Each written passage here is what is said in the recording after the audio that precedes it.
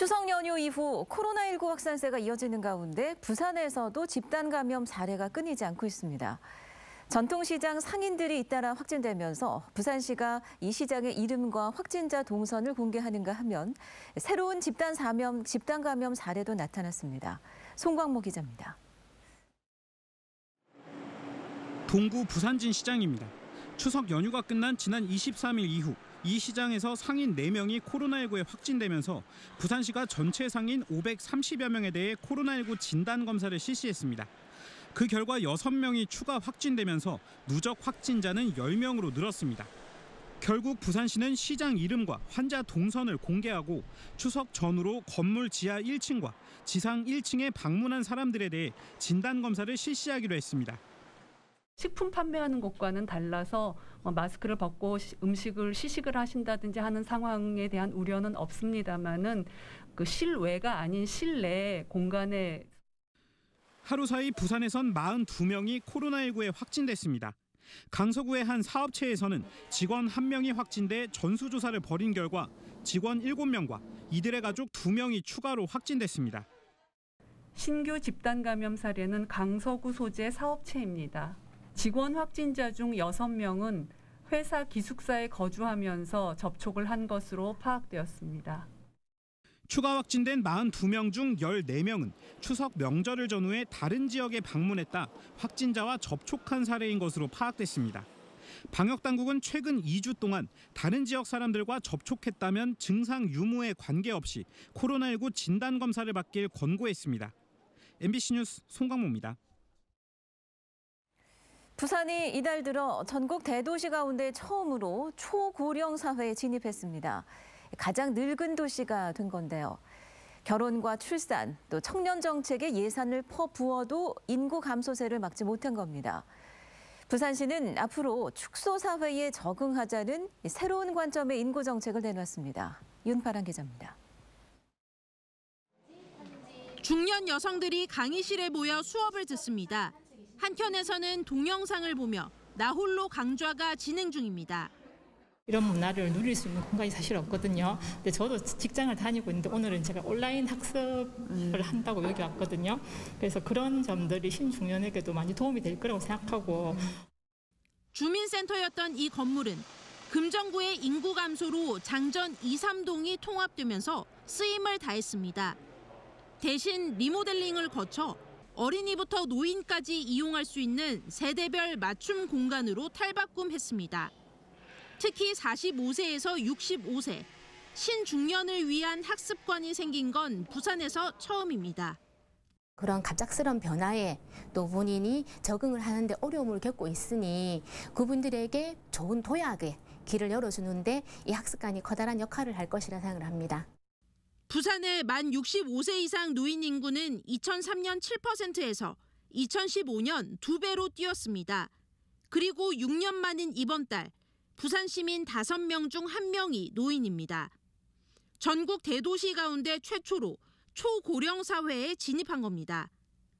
부산시가 인구정책 기본계획을 내놨습니다. 가장 눈에 띄는 건 목표 인구 수치를 정하지 않았다는 점. 인위적으로 인구를 늘릴 수 없다는 점을 인정하고 이른바 축소 사회에 적응하자는 얘기입니다.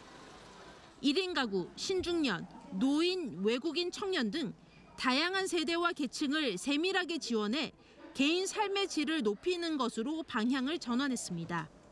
규모를 늘리는 것보다는 인구 감소하고 있는 현실을 받아들이면서 인구 구조 자체를 건강하게 만드는 것이 이제 도시의 지속 가능성이라든지 시민의 삶의 질이라든지 이런 것들에 더 큰 영향력이 있기 때문에 방향을 잡게 됐습니다. 이런 변화는 머물고 싶은 부산을 만들어 인구 유입을 유도하고 유출은 막는 선순환으로 이어질 거라는 게 부산시의 기대입니다. MBC 뉴스 윤파란입니다.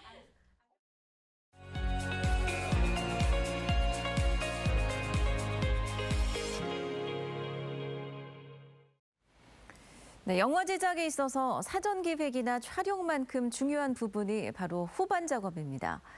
컴퓨터 그래픽 작업이나 디지털 색 보정, 사운드 믹싱 작업 등을 말하는 건데요. 첨단 기기와 인력 부족으로 그동안은 주로 서울에서만 이루어졌던 이런 작업들이 이제는 부산에서도 가능해졌습니다. 시내 부산 정은주 기자입니다. 컵을 놓는 장면에선 컵을 써서, 걷는 장면에선 실제 걷는 소리를 영상에 입힙니다. 화면 속 광고 영상의 소리는 이렇게 모두 후시 녹음으로 더딥혀진 것입니다. 작업이 진행 중인 곳은 부산 영상 후반 작업시설. 후시 녹음 등을 위한 사운드 시설과 디지털 색보정, 영상 효과 작업들을 위한 시설을 모두 갖춘 공간으로 지난해 11월 문을 열었습니다. 올해부터는 부산 지역 영화 영상인과 영화 영상 음악 관련학과 전공자들을 대상으로 사운드 후반 작업 강의도 진행하고 있습니다. 전문적인 학교에서보다 더 넘어선 지식들을 배울 수 있어서 굉장히 좋고, 또 부산에서 이런 특수한 수업을 들을 수 있어서 좀 더 영화 제작에 도움이 될 수 있지 않을까. 최고의 장비와 최고의 강사진이 함께하는 만큼 그동안은 서울, 지역에서는 전주에서만 가능했던 영화 후반 작업들이 이제 부산에서도 가능해졌습니다. 이 정도면은 사실 이제 제가 와서 작업해도 좋을 것 같다라고 싶을 정도로 시설이 되게 잘 돼 있어요. 그래서 이렇게 좋은 시설들을 좀 많이 활용할 수 있으면은 여러 가지 이제 부산의 이제 산업적으로도 영화 산업적으로도 도움이 되지 않을까 싶어요. 영화 영상 관련 기업들도 후반 작업 시설 입주를 마치고 부산에서의 작업을 기대하고 있습니다. 입주 기업들은 전문가 컨설팅 등 경쟁력 강화를 위한 프로그램도 지원받습니다. 사운드 시설이 다 갖춰져 있고, 거기다가 이제 색보정 시설까지 갖춰져 있어서 저희 영상이나 영화, 특히 애니메이션 만드는 데는 꼭 필요한 부분이라고 생각을 해서 신청을 하게 됐습니다. 영상 콘텐츠에 대한 몰입과 완성도를 높이며 제작 과정에서 그 중요성을 더욱 인정받고 있는 후반 작업. 기획 지원부터 촬영, 후반 작업 시설까지 이제 원스톱 제작 환경에 첫 발을 내디딘 영상산업도시 부산의 미래가 주목됩니다. MBC 뉴스 정은주입니다. 오늘 부산은 대체로 흐린 가운데 오전까지 약한 비가 내리겠습니다. 모레는 전국적으로 다시 한번 비 소식이 있는 가운데 주 후반부터는 맑은 하늘이 드러날 전망입니다. 자세한 날씨 정민경 기상캐스터가 전합니다. 9월도 어느새 마지막 주에 접어들었습니다. 북동풍이 지속적으로 불어들면서 부산과 울산을 중심으로 현재 약한 비구름이 만들어졌는데요. 오늘 오전까지 해안을 중심으로 5mm 미만의 비가 오락가락하겠고요. 모레 또 비 소식이 있겠습니다. 차츰 공기가 더 서늘해지고 있습니다. 오늘 아침 기온은 부산이 18도, 양산은 19도로 어제보다 조금 낮게 시작하고 있습니다. 낮 최고 기온은 부산과 남해가 25도, 거제 24도, 울산은 23도로 어제와 비슷하겠습니다. 바다의 물결은 먼바다를 중심으로 최고 2m까지 비교적 낮게 일겠습니다. 이번 주 중반까지 흐린 하늘이 이어지겠습니다. 수요일인 모레는 전국에서 비가 한 차례 내리겠고요. 10월이 시작되는 주 후반부터 맑은 하늘이 드러날 전망입니다. 날씨였습니다. 울산 둥구에 있는 대왕암공원 출렁다리 방문객이 누적 50만 명을 돌파했습니다. 지난 7월 개장한 이 다리는 원래 이달 초부터 이용객들로부터 돈을 받을 계획이었지만 지자체가 유료화 시기를 계속 미루고 있습니다. 이유가 뭘까요? 김모리 기자가 취재했습니다. 울산 동구 대왕암공원. 바다 위에 곱게 뻗은 출렁다리가 막바지 휴가를 즐기러 온 인파로 붐빕니다. 가족들하고 산책 겸 나왔습니다. 처음으로 이렇게 바다 있는 거 걸으니까 좀 설레이는 기분이 있습니다. 해안 산책로의 돌출 지형 사이를 연결하는 출렁다리는 길이 303m, 폭 1.5m 보도 현수교 방식으로 만들어져 지난 7월 개장했습니다. 입소문을 타고 이달 20일까지 누적 입장객 50만 명을 넘어섰습니다. 이 여파로 대왕암공원 인근 상권도 활기를 찾았습니다. 거의 타지분들도 진짜 많이 오시거든요. 오셔서 여기 이제 목도 마르시고 하니까 음료수 사시는 김에 밥도 드시고. 상황이 이렇게 되자 지자체는 고민에 빠졌습니다. 원래는 이번 달부터 출렁다리 입장료를 받을 계획이었습니다. 시설 안전점검에 드는 비용 등을 확보하기 위해서입니다. 유료화될 경우 울산 시민은 1,000원, 다른 지역의 경우 2,000원의 입장료를 받을 예정입니다. 하지만 상인들은 유료화로 전환되면 손님이 줄지 않을까 걱정이 앞섭니다. 사람들이 좀 기분도 나빠할 것 같고 안 되는 게 상인들한테는 좋죠. 그러니까 사람이 많이 와야지 우리가 잘 되기 때문에 그렇다고 출렁다리 입장료를 마냥 무료로 놔둘 수도 없는 상황. 시설 유지비 확보냐, 상권 활성화가 먼저냐를 놓고 지자체의 고민이 깊어지고 있습니다. MBC 뉴스 김문희입니다.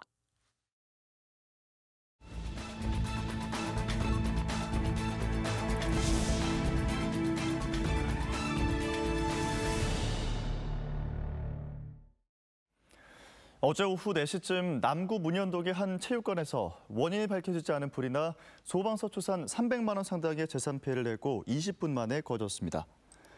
또 어제 오전 11시쯤 동래구 사직동의 한 건물 4층 코딩 학원에서 3D 프린터기로 폭발로 추정되는 불이 나 학원 내부를 태우고 10분 만에 꺼지는 등 화재 사고가 잇따랐습니다. 어르신 무료 급식소를 위탁 운영하며 보조금을 횡령한 혐의 등으로 재판에 넘겨진 새마을분협회 간부가 집행유예 판결을 받았습니다. 법조계에 따르면 부산지법 동부지원 형사 3단독 재판부는 사회복지법 위반과 횡령 등의 혐의로 기소된 기장군의 한 새마을분협회 전 회장 A씨 등 2명에게 징역 6개월에 집행유예 2년을 선고했습니다. 이들은 지난 2013년부터 4년 동안 지인을 식당 종사자로 허위 등재하는 방법 등으로 5,500만 원 상당의 보조금을 횡령하거나 목적에 맞지 않게 사용한 혐의로 기소됐습니다.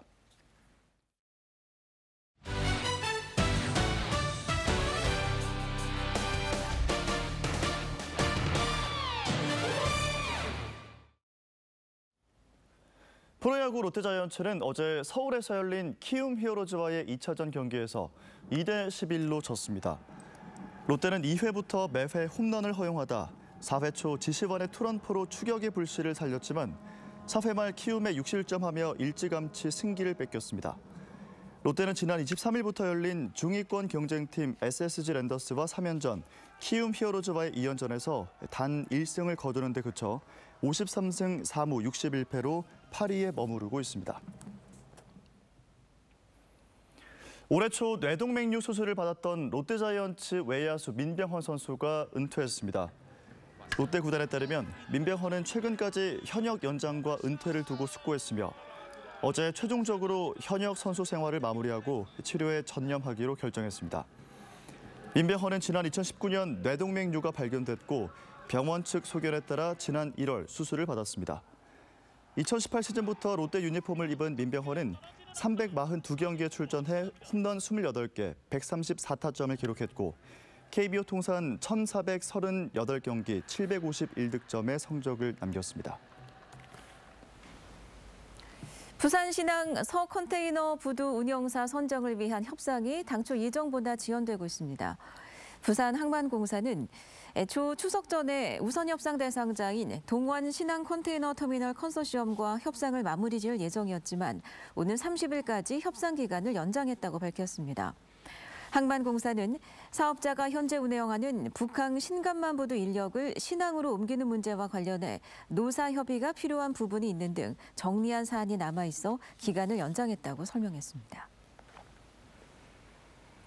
기장군이 대중교통 접근성이 떨어지는 지역의 주민들을 위해 이른바 기장형 택시 사업을 추진합니다.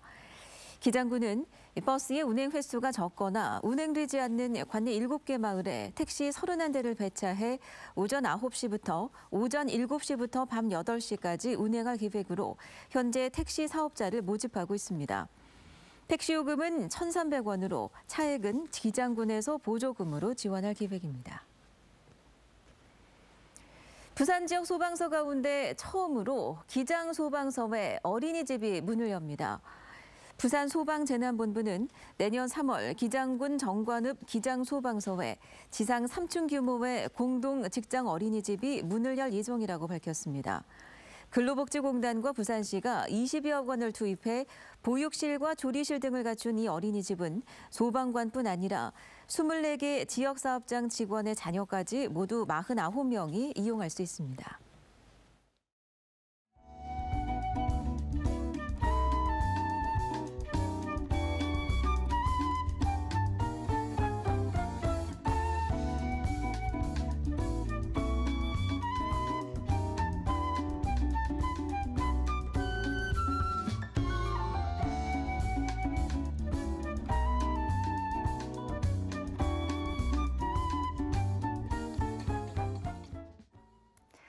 9월도 어느새 마지막 주에 접어들었습니다. 북동풍이 지속적으로 불어들면서 부산과 울산을 중심으로 현재 약한 비구름이 만들어졌는데요. 따라서 오늘 오전까지 해안을 중심으로 5mm 안팎의 비가 오락가락하겠습니다. 차츰 공기가 더 서늘해지고 있습니다. 오늘 아침 기온은 부산이 18도, 양산은 19도로 어제보다 조금 낮게 출발하고 있습니다. 한낮 기온은 부산 25도, 거제 24도, 울산은 23도로 선선하겠습니다. 이번 주 중반까지 흐린 하늘이 이어지겠습니다. 수요일인 모레는 전국에서 비가 한 차례 내리겠고요. 10월이 시작되는 주 후반부터 맑은 하늘이 드러날 전망입니다. 날씨였습니다.